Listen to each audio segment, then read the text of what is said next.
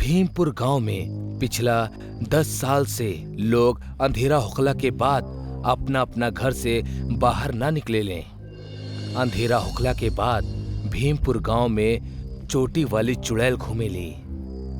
आज हम कैसे भी बच जाए चोटी वाली चुड़ैल से। हे भगवान बचा लिया, प्लीज बचा लिया, भगवान बचा लिया। तब भी जोर जोर से हवा चले लगेली और राजू के डर और भी ज्यादा बढ़ जाला। ओकरा पसीना छूटे लागल। वो बार बार पीछे घूम घूम के देखे लगेला। ना ना ना, पीछे क्यों नहीं ना। पर राजू जैसे ही आगे देखेला, चोटी वाली चुड़ैल ओकर सामने खड़ी होखेली। ना बचावा, क्यों बचाला हमरा के? चोटी वाली चुड़ैल आ गइल बा। राजू दौड़ रहल बा और पीछे से चोटी आवेली। राजू के पैर में लिपट जावेली और फिर चुड़ैल अपना चोटी से राजू के खींच के कुएं तक ले जावेली। ना ना ना, हमरा के छोड़ दा, प्लीज हमरा के छोड़ दा।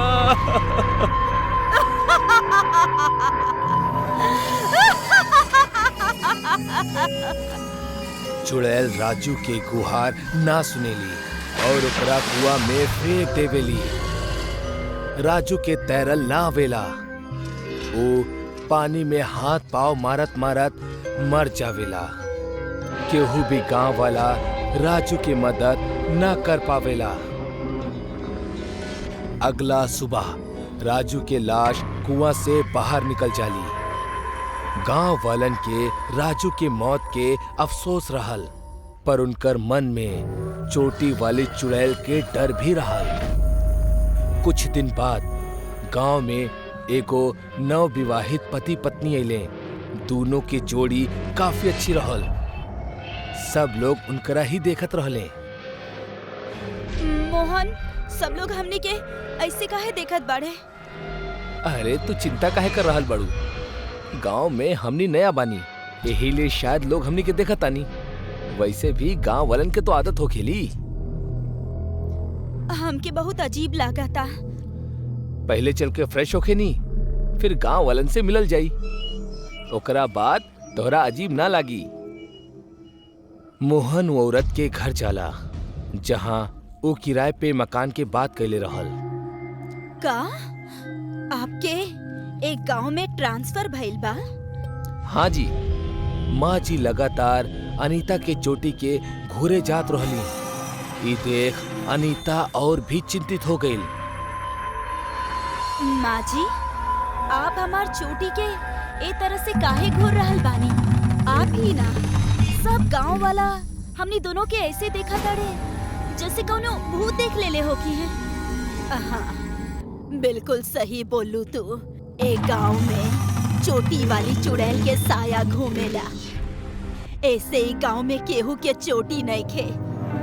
अगर आप दोनों के अपन जान प्यारा बा तो चोटी काट दा, ना तो एक गांव के छोड़ के चल जा, ना तो वो चोटी वाली चुड़ैल तोनी दोनों के मार के भूत बना दी है। समझ में ना आवेला का बकवास बा। भूत प्रेत, हम इस सब बात पे ना विश्वास करेनी। हम चोटी ना काटब। ए चोटी के बढ़ावे में कितना साल लग गईल, बस हमरा के ही पता बा। हम चोटी ना काटब। माँ जी, आप हमने के आपन कमरा दिखा दी। माँ जी कुछ ना बोलनी, बस उंगली से बगल वाला घर की तरफ इशारा कर देनी। अनीता और मोहन वो घर के भीतर चल गए। वो दोनों के भी बूढ़ी औरत के बात पे यकीन ना आवत रहल। मोहन, तहरा का इहे गांव मिलल रहे? यहाँ लोग चोटी वाली चुड़ैल से डरे ले। सच्चो सच्चो ऐसन कुछ होई त का होई? का तू भी ई बेवकूफ गांव वालन के बात में आ गेलू? मोहन, फिर भी का सच में चोटी वाली चुड़ैल हो सकेली है गांव में? हम तो ये सब कुछ पहली बार सुन रहल बानी। और वैसे भी अगर ये सब सच में होखेला तो हमने के कुछ फर्क ना पड़े के चाहिए। हम बस कुछ ही दिन के तो मेहमान बानी गांव में। दोनों एक दूसरा से बात करत करत सुत गईले। अनीता, अनीता, अनीता। आधी रात के अनीता घबरात घबरात उठ गई। ऐसा लागल जैसे केहू हमार नाम लेके हमरा बुलात रहे। अनीता मोहन की तरफ देखेली, फिर दूसर तरफ देखेली। ओकर बगल में चोटी वाली चुड़ैल बैठल होखेली। मोहन, मोहन जल्दी उठा। मोहन, मोहन जल्दी उठा। मोहन, मोहन देखा, वहाँ के बात देखा। उठा मोहन। के हा? तहार मौत।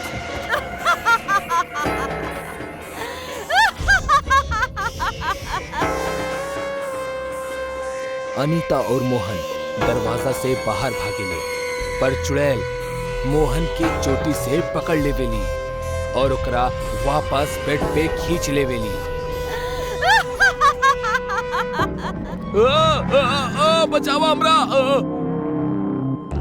चोटी वाली चुड़ैल मोहन के अपना चोटी से गला घोट के मार देवेली। अनीता भागत भागत थक जाली। वही जे पास बरगद के पेड़ के लता के सहारा लेके वो लंबी लंबी सांस लेवत रहली। धीरे धीरे वो लत चुड़ैल के चोटी में बदल जाली।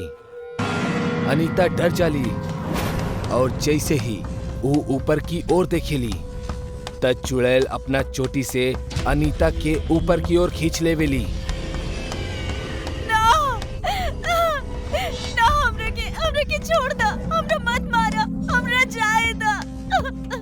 हम तार का बिगड़ले बानी, हमरा छोड़ दा, हमरा के छोड़ दा।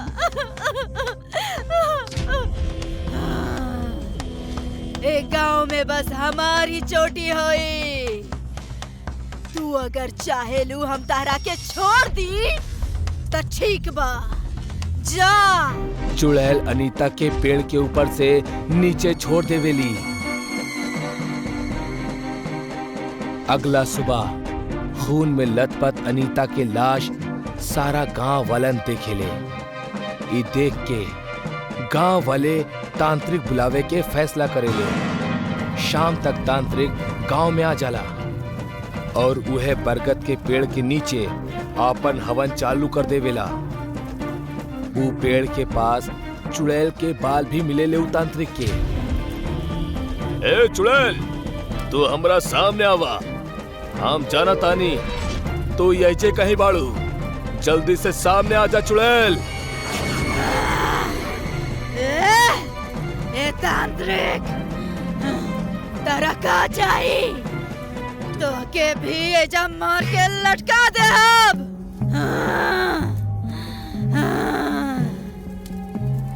हम जौन जौन सवाल पूछा तानी ओकर सही जवाब दिया, वरना अच्छा ना होई। तू हमार शक्ति से अनजान बाड़ू। तू सोच भी ना सकेलू हम तोहार ऊ हाल कर सकेनी। तू ई लोगन के काहे मारा ताड़ू? हम हूँ एक गांव में रहत रहनी। हमार नाम गंगा रहे। ओ ठाकुर, 12 साल पहले। अरे गंगा, तू हमरा से शादी करला। हमरा के तोहार बाल बहुत पसंद बा। शादी हम तोहरा से ना करब। तोहरा जैसा नीच इंसान हम कहीं ना देखले बानी। अच्छा ता अब हमार नीचपन भी देखला। ओ ठाकुर, हमार चोटी पकड़लस और हमके गांव से बाहर घसीटत ले गईल। हमार पूरा शरीर छिल गईल। हम रोवत चिल्लावत रह गईली। केहू ना आइल हमरा के बचावे। ओ हमरा के घसीटत रहल जब तक हम मर न गईनी। ऐसे हम इस सारा गांव वालन से बदला ले रहल बानी। त एकर मतलब तू गांव वालन के मारत रहबू? हाँ, हो सके त तहरा के भी मार दे। तांत्रिक मंत्र के जाप शुरू कर देहलस। चुड़ैल तड़पत रहली और अंत में चुड़ैल तांत्रिक के बोतल में बंद हो गई। तांत्रिक बोतल के उठौलस और जंगल के ओर चल पड़ल। ऊ बोतल के अंदर से चुड़ैल चीखत रहली, पर ऊ बाहर ना निकल पावत रहली। चोटी वाली चुड़ैल बोतल में ही कैद हो गई रही। गांव के बाहर एगो छोटा सा होटल रहल, जेकर मालकिन एगो औरत रहली जौन हमेशा अपन मुंह छिपा के रखत रहली। गांव के कोनो भी आदमी वहीजा ना जात रहल, काहे कि पूरा दिन और रात ऊ औरत घर घर खाना के डिलीवरी करे जात रहली। पर एक दिन शाम ऊ औरत के होटल के बगल में अपन एगो होटल खोल देहलस। शाम दिन भर लोगन के होटल में खाना खिलाई और रात के घर पे फूड डिलीवर करत। ऊ डिलीवरी करे के खातिर मंगू और तानू ई दो आदमी रखले रहल। कुछ ही दिन बाद सारा लोग शाम के होटल में जाए लगले और औरत के होटल सूना पड़ गई। ओसे केहू भी फूड डिलीवरी ना लेत रहल। औरत के शाम पे बहुत गुस्सा आवे लागल। एक रात शाम अपना होटल में पैसा गिनत रहल, तब भी ओकरा दरवाजा पे एगो साया दिखाई देहलस। अरे के बा वहीजा? अरे केहू बोलत काहे नइखे? होटल बंद हो चुकल बा, कल सुबह अइहा। धीरे धीरे ऊ साया बड़ा होत गई और आखिर में ऊ औरत दरवाजा से अंदर आइल। शाम ऊ औरत के देख के चौंक गई। ओह तू, बतावा का लेवे आइल बाड़ू? तोहार जान। का? अरे पागल हो गइल बाड़ू का? चल जा, सुबह बात करब। आपन होटल बंद कर ना त मारल जाइबा। शाम डरत डरत कहलस, तू अकेली औरत हमरा के मरबू? जा जा, ना करब बंद। शाम के बात सुन के औरत के गुस्सा आ गइल और ऊ आपन घूंघट उठा के आपन असली चेहरा शाम के दिखा देलस। ओकर चेहरा बेहद बदसूरत और खतरनाक लागत रहा। धीरे धीरे ओकर सारा शरीर भयानक दिखे लागल और ऊ औरत एगो चुड़ैल में बदल गई। ऊ चुड़ैल के देख शाम डर के भागे लागल। चुड़ैल ओकर पीछा कैलस, पर शाम रसोई घर में जाकर छिप गई। चुड़ैल ओकरा के ढूंढ के हवा में उछलस और जमीन पे पटक देलस। लोगन के खाना खिलावे के बहुत शौक बना तारा के, अब खुद भी खा। चुड़ैल बहुत गुस्सा में रहली। वो रसोई घर में जितना भी खाना रहा सारा शाम के खिलाव शुरू कर देलस। जैसे जैसे खाना शाम के पेट में जात रहा, ओकर पेट फूलत गई। थोड़ी देर बाद शाम खाने से इनकार करे लागल, काहे कि ओकर पेट बहुत फूलत रहल। पर चुड़ैल ओकरा जबरदस्ती खिलावत रहली। अंत में शाम के पेट इतना भर गई, एकदम से फट गई। शाम के खून और शरीर के टुकड़ा सारा रसोई घर में बिखर गई। बहुत सारा खून और खाना चुड़ैल के मुंह पे उड़ल और ऊ उहे हालत में जोर जोर से हंसे लागल।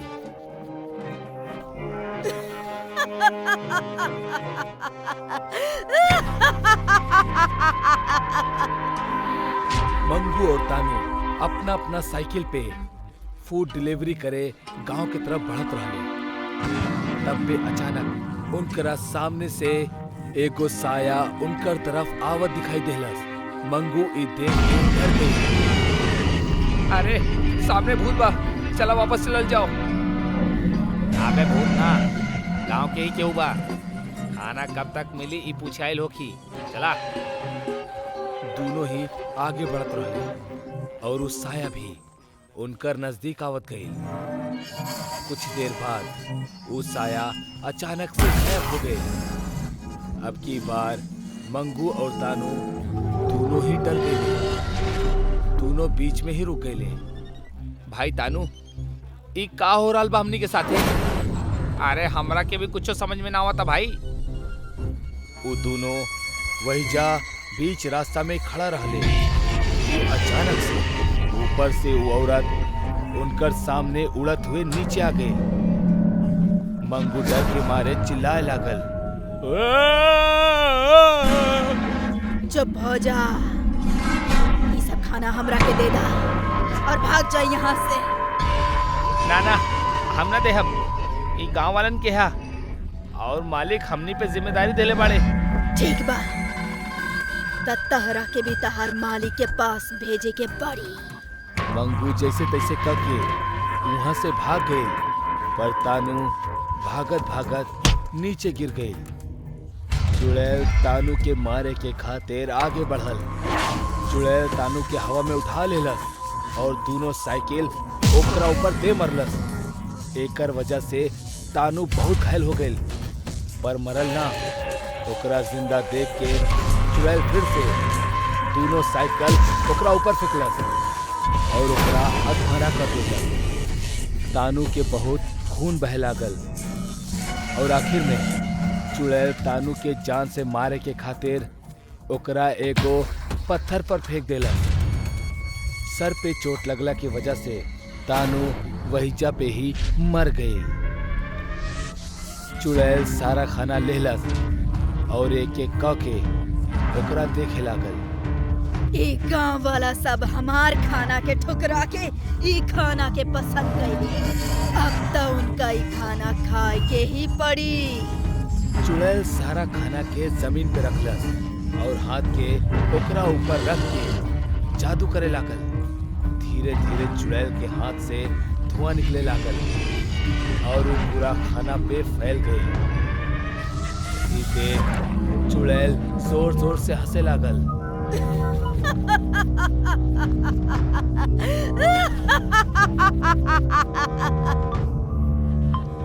अब मजा आई। चुड़ैल वो सारा खाना लेके गांव में आ गई और एक एक घर के सामने आ पहुंचल। वो दरवाजा खटखटावे लागल। एगो आदमी वो दरवाजा खोलस। वो औरत की देख के चौंक गई। मगर हम तोरा से ना शाम से खाना मंगोले रहनी। यो ही होटल के बा, बस हम देवे आयल बानी। वो आदमी खाना लेके अंदर चल गई और उहे तरह वो चुड़ैल फिर से औरत बन के एक एक घर में जाके खाना देवे लागल। जितना भी लोग खाना मंगोले रहले वो सब खाना खा के जौन सुत गईले त सुबह उठबे ना कैले। काहे कि वो चुड़ैल वो खाना में जहर मिला देले रहल। वो हादसा के बाद लोग चुड़ैल के होटल से खाना मंगवावल बंद कर देले।